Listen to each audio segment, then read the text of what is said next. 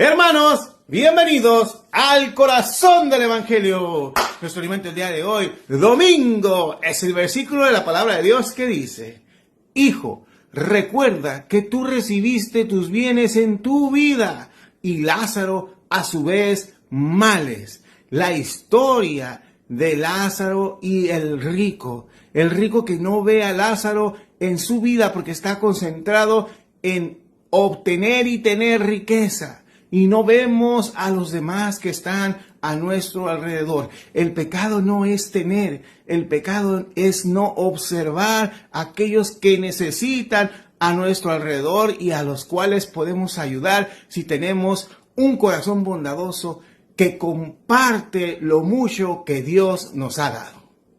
Y recuerda que todo esto lo decimos para la gloria de Dios. Amén.